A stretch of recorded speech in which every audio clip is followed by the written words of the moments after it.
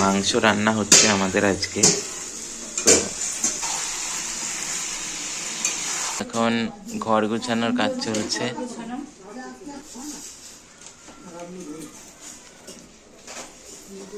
এখন ঘর মুছবো তারপরে।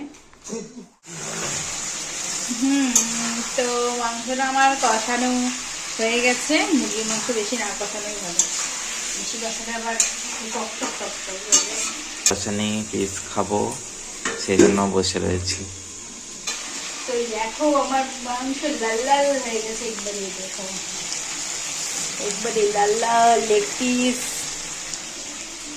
তাই আলাদা হয় তো নিয়ে নিয়েছি, একটুখানি খেয়ে দেখি।